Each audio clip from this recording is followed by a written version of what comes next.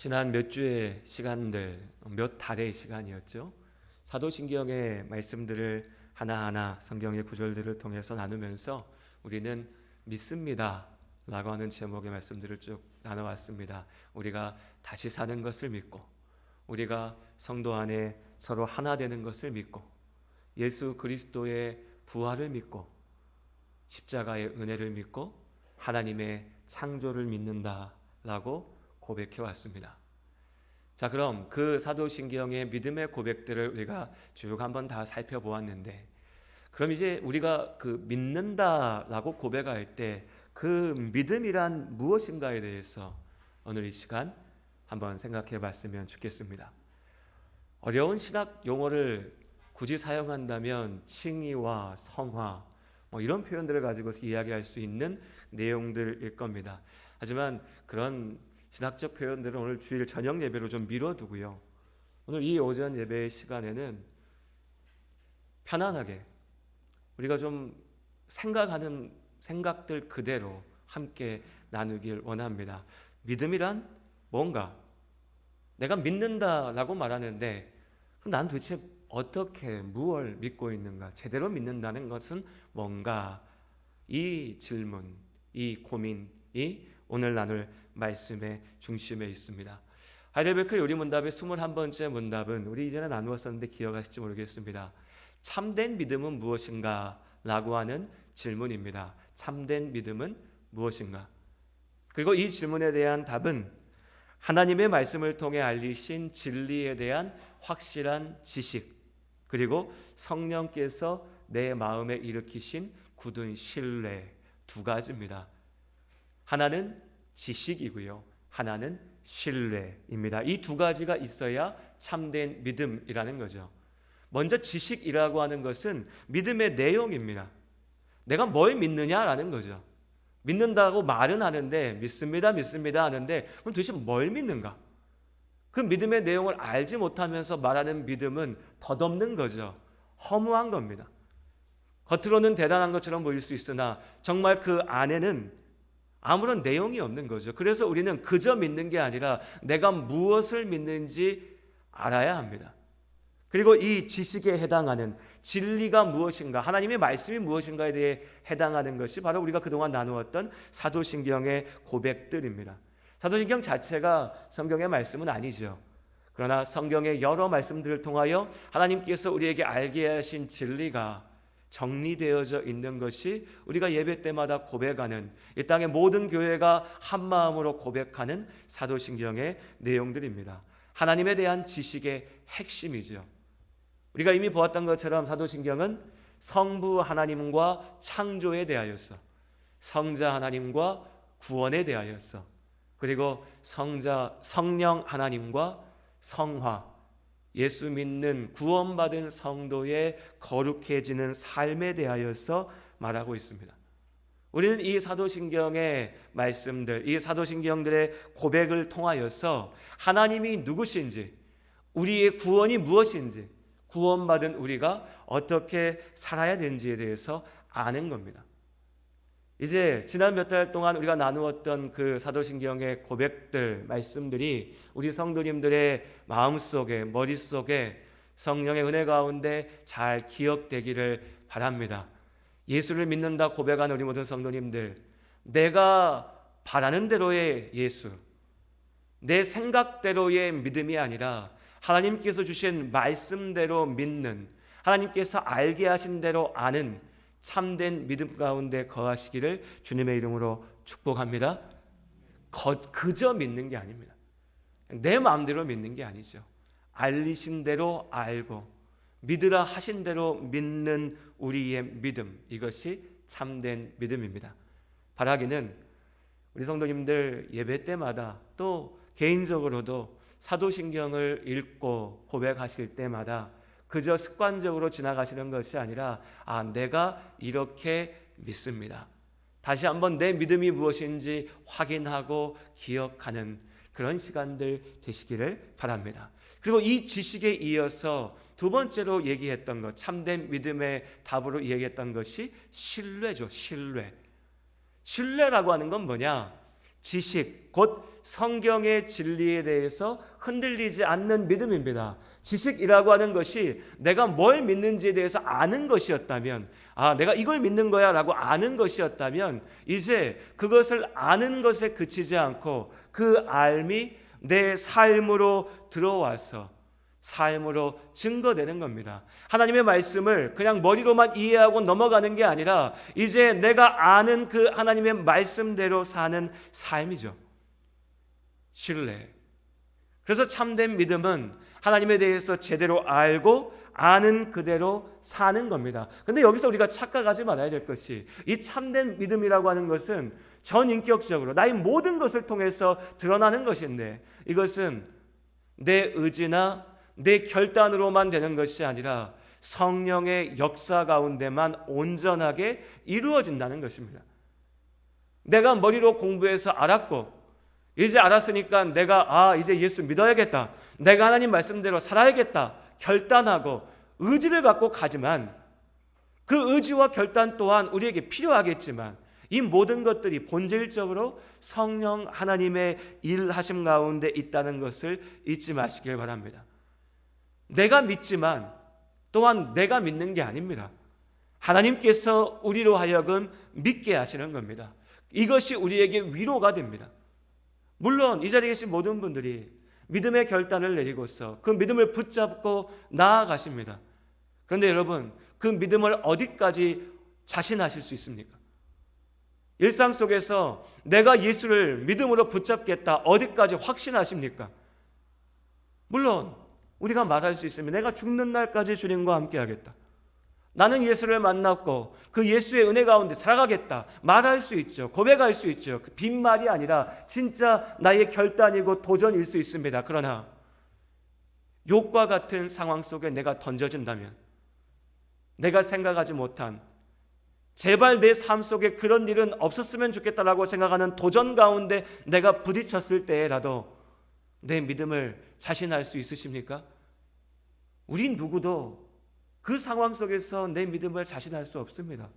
내 목에 정말 칼이 들어왔는데도, 누군가가 나를 죽이겠다 하는데도 나는 예수를 믿고 죽으면 죽으리라 말할 수 있을까요?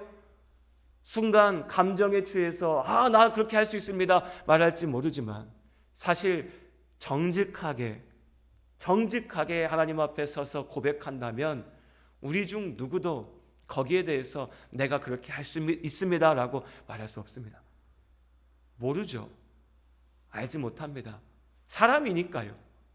지금은 할 수 있어 보이는 일도 막상 그 일이 나에게 닥치면 절대 쉽지 않습니다. 절대 자신할 수 없죠.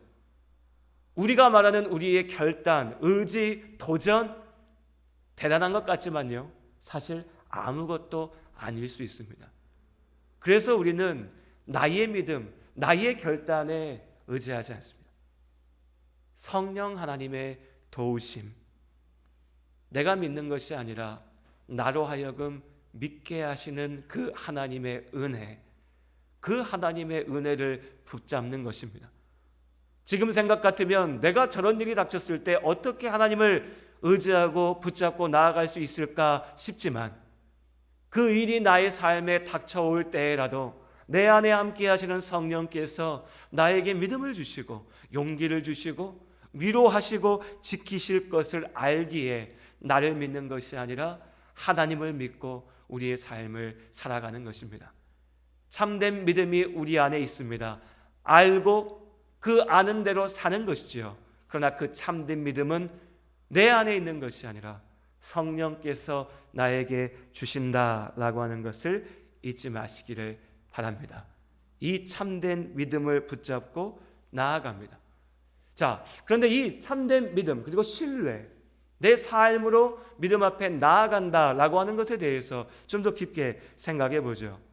믿음은 말로만 믿는다라고 말하는 것이 아니라 말 그대로 내 삶을 통하여서 드러내는 것, 증명하는 겁니다. 하나님의 말씀 앞에 온전하게 순종하는 거죠. 내 몸을 주님 앞에 주의 말씀대로 던지는 겁니다. 그럼 여러분 어떠십니까? 지금 믿음으로 살고 계십니까? 참 많은 사람들이요, 믿음을 입으로 말하지만 참 많은 사람들 그러니까 남의 얘기하는 것 같은데 부끄럽지만 저부터도 그리고 어쩌면 이 자리에 계신 우리 모든 성도님들 우리 모두가 그렇습니다.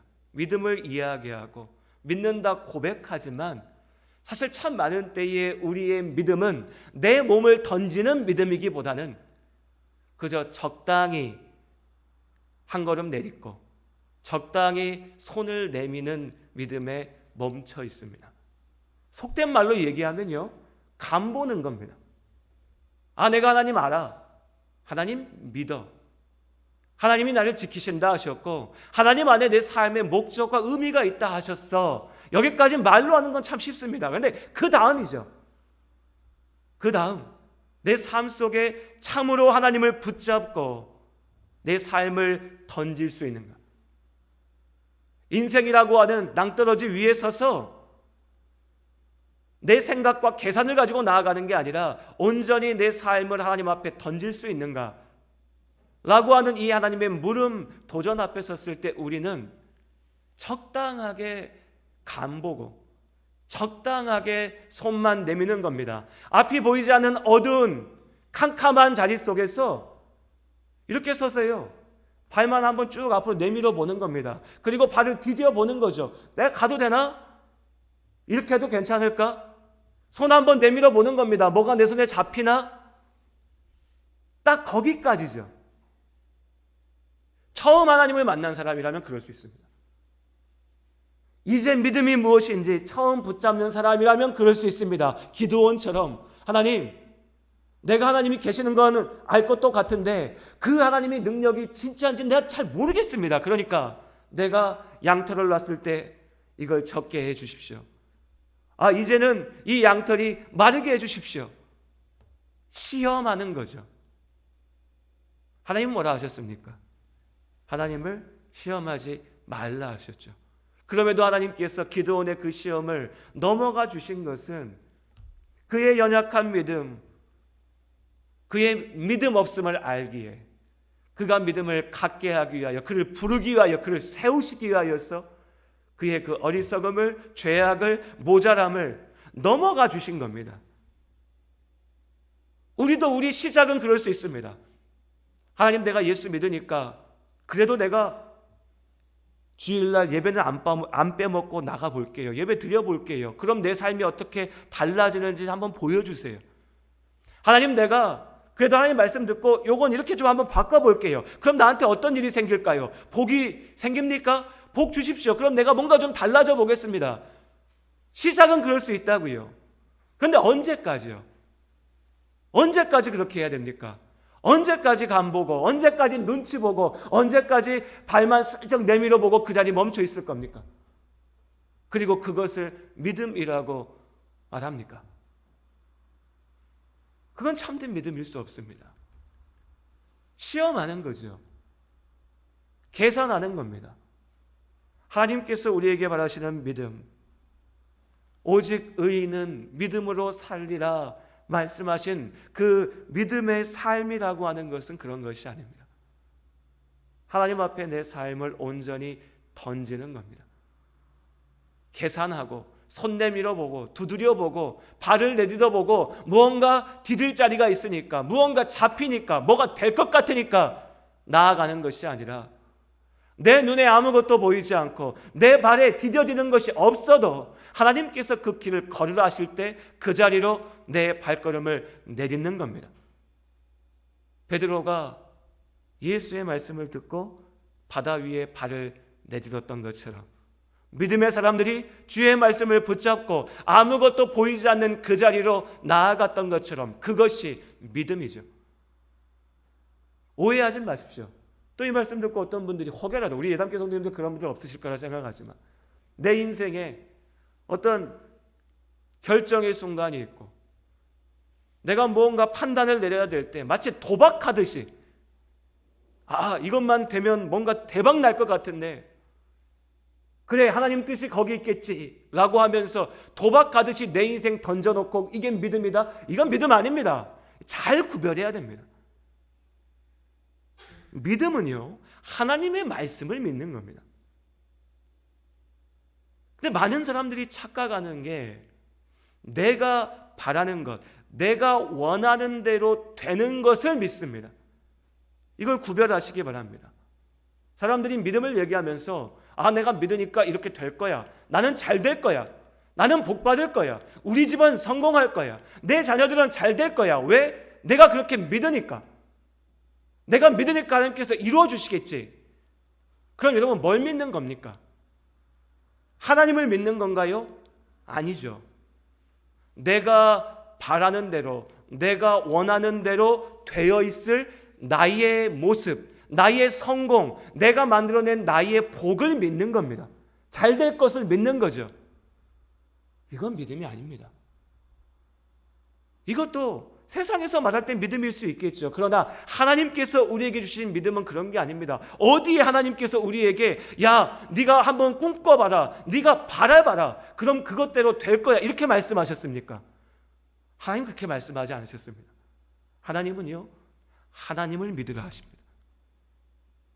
내가 바라는 대로 되어 있을 나의 미래를 믿는 게 아니라 하나님께서 이끌어 가실, 인도하실, 그래서 하나님께서 나를 세우시고 만드실 그 나의 모습을, 그 하나님을 믿는 겁니다.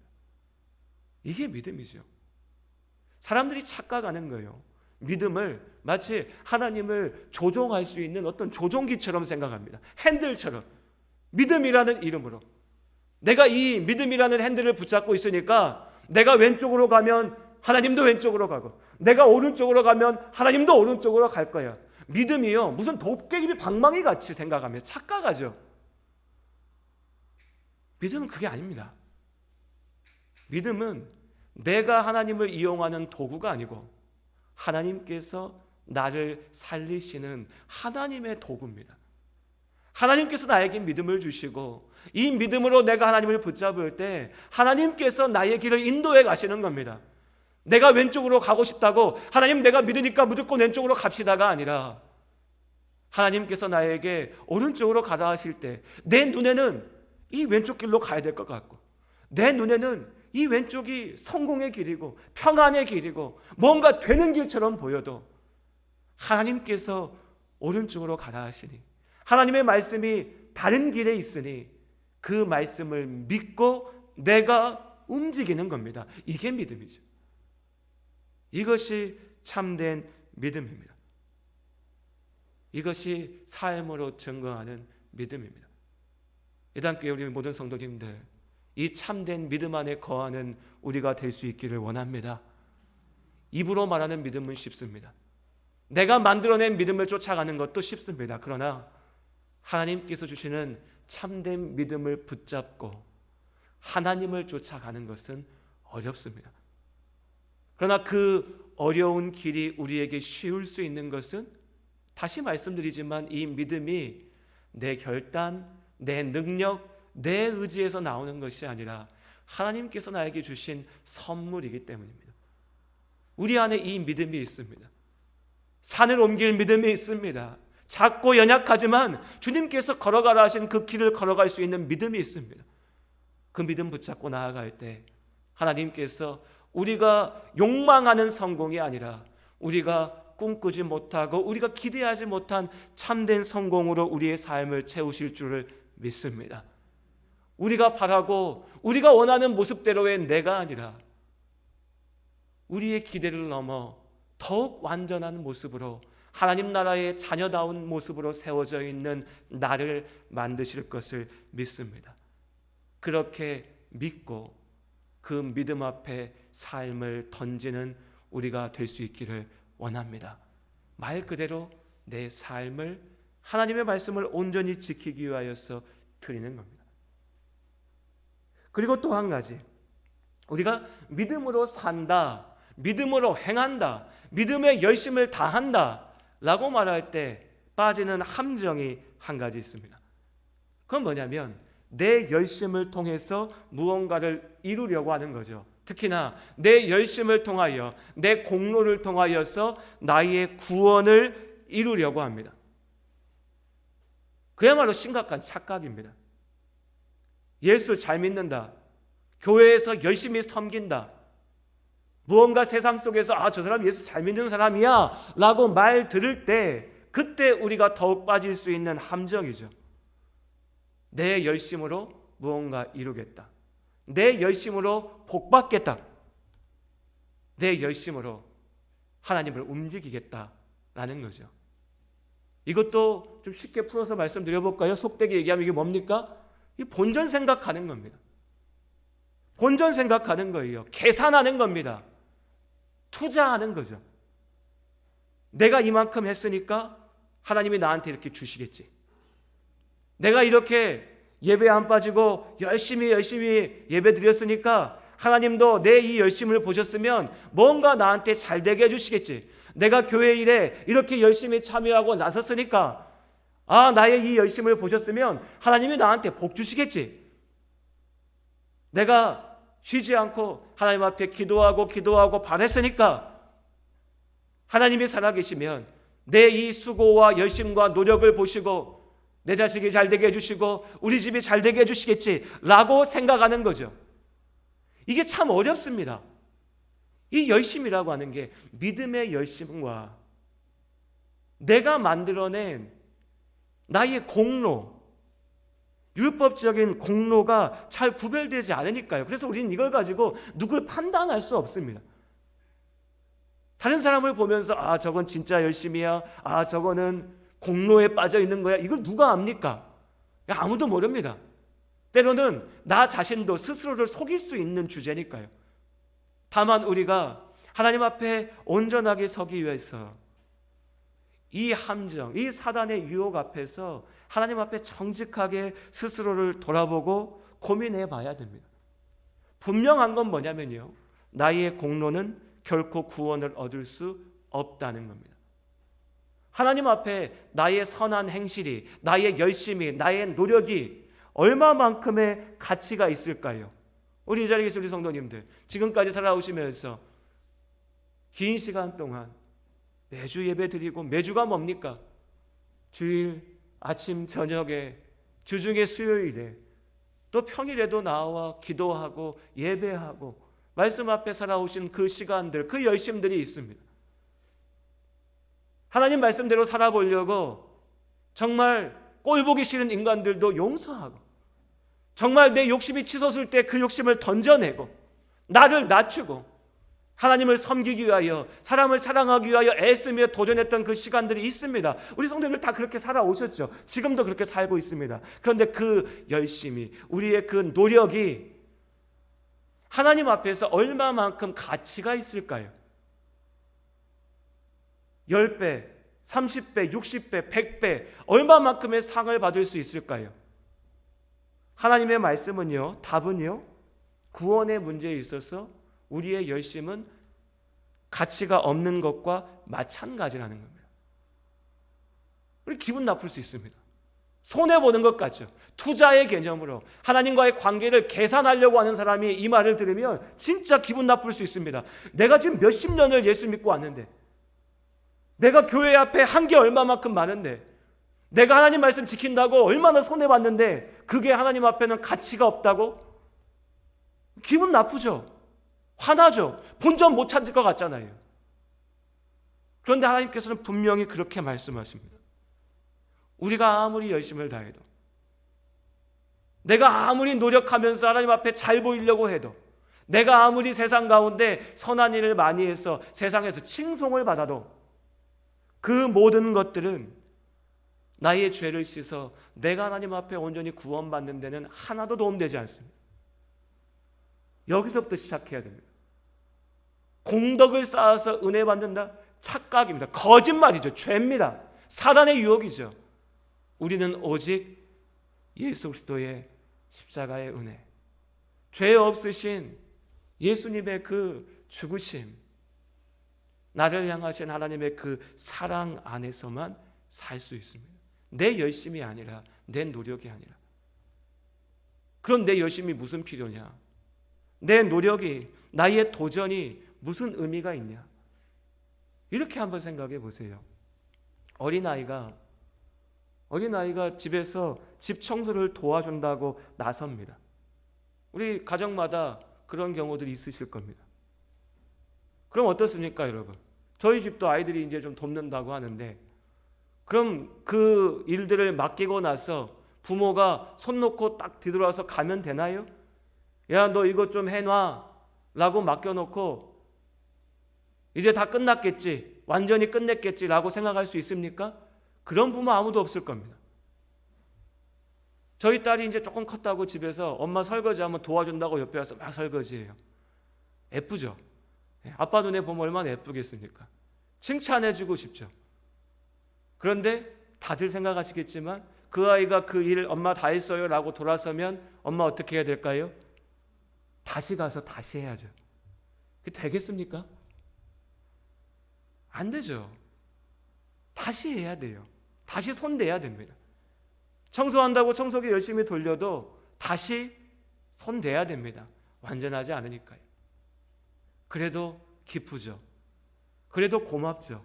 그래도 칭찬하고 싶죠. 우리 애들은 큰 지가 너무 오래돼서 목사님 얘기가 잘 안 와닿아요 이러신 분들도 계실 거예요. 자, 설 명절 때 자녀들 만나신 분들 용돈 받으셨습니까? 한 분도 고개를 끄덕이지 않으시면 자식들을 어떻게 키우셨습니까? 설 명절 때 뭐 좀 받으셨어요? 용돈이라고 표현하기도 안 맞죠. 해준 게 얼마나 많으신데 자녀들이 그거 다 갚지도 못하죠. 좀 받으신 분들 계실 겁니다. 그래도 이제 장성한 자녀들이 있는 집은. 그럼 어떠십니까? 얼마 받으셨어요? 10만 원? 30만 원? 10만 원 좀 너무 작죠? 30만 원 받으셨습니까? 100만 원 받으신 분 계십니까? 100만 원 받으면 뭐 합니까? 그 돈이 중요한 거 아니지 않습니까? 100만 원 받는다고 부모님들이 그 돈 때문에 기뻐합니까? 아니 설령 자녀가 형편이 안 돼서 10만 원 아버지 내가 이거 형편이 어렵지만 이거라도 아버지 드리고 싶어서 드립니다 했을 때 그 돈 적다고 타박할 부모 있습니까? 그거 아니잖아요. 계산하는 거 아니지 않습니까? 그냥 그 모습 그대로가 귀한 거죠. 좋은 거죠. 기쁜 겁니다. 네가 이렇게 컸구나. 네가 이렇게 자랐구나. 장성했구나. 그런데 네가 나를 생각하는구나. 네 마음에 내가 있구나.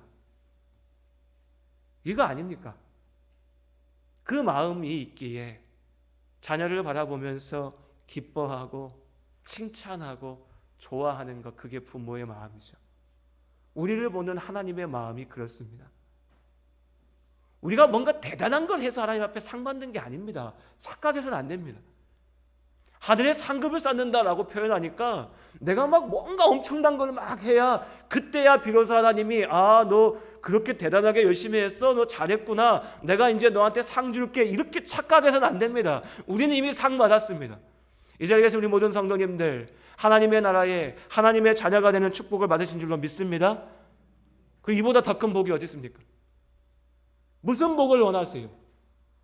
하나님의 나라의 자녀가 되는 복을 우리가 이미 누렸는데 세상에서 좋은 집 살고 좋은 차 타고 이게 복입니까?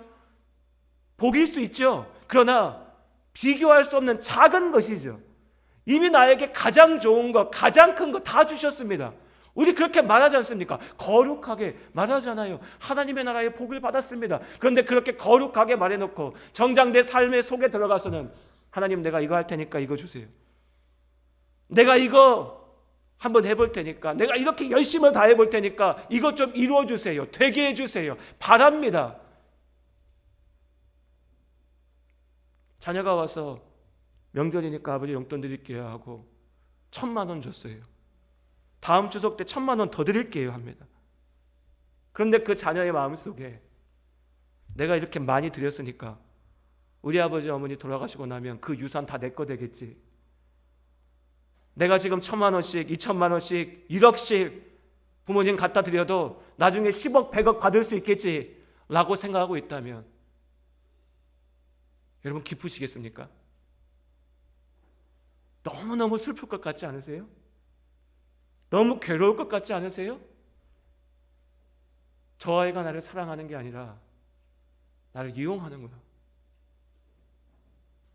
나와 거래하려 하는구나. 내 앞에서 계산하는구나. 우리의 열심이 하나님 앞에 계산이 되고 거래가 돼서는 안 됩니다. 하나님이 나를 사랑하셨습니다. 지금도 하나님께서 우리를 사랑하신 줄로 믿습니다. 그리고 우리가 하나님을 사랑합니다. 사랑하기에 드립니다. 사랑하기에 내 삶을 하나님께 맡깁니다. 이미 나는 너무 큰 복을 받았기에 그 복에 감사하며 내가 할 수 있는 모습대로 하나님 앞에 나아갑니다. 그것이 우리의 삶이고요. 그것이 우리의 믿음입니다. 그렇게 우리의 삶은 공로로 내 욕심의 열심으로 채워지는 것이 아니라 감사로 하나님께서 주신 것에 대한 감사의 열매로 채워져 가야 되는 겁니다. 하나님을 생각하고 우리의 삶을 바라봅니다. 예수님의 십자가의 은혜를 기억하며 내 삶을 봅니다. 그때 내가 어떻게 살아야 될지, 내가 하나님 앞에 어떤 모습으로 서야 될지 우리가 알 수 있습니다. 다시 말씀드리지만 눈으로는 구별되지 않습니다. 목사의 눈으로 볼 때요, 우리 담교 성도님들 주중에 와서 열심히 교회 청소도 하시고 섬기시고 예배 빠지지 않고 와서 예배 드리시고 기도하시고 성도들을 위해서 손을 내미시고 도우시는 모습들을 보면 하나하나가 다 너무나 귀하고 진실된 믿음인 것처럼 보입니다. 하지만 그것 또한 사람의 눈이죠. 그냥 목사의 눈입니다. 그건 중요하지 않지요. 하나님께서 어떻게 보시는가? 나는 하나님 앞에 어떻게 서 있는가? 주님 부르시는 그날까지 우리 모두가 그 진실함으로 하나님 앞에 설 수 있기를 원합니다. 그렇게 오늘도 우리는 예수 안에 예수로 삽니다. 이 분명한 사실을 잊지 않고 나아가는 한 주가 되시기를 주님의 이름으로 축복합니다. 기도하시겠습니다.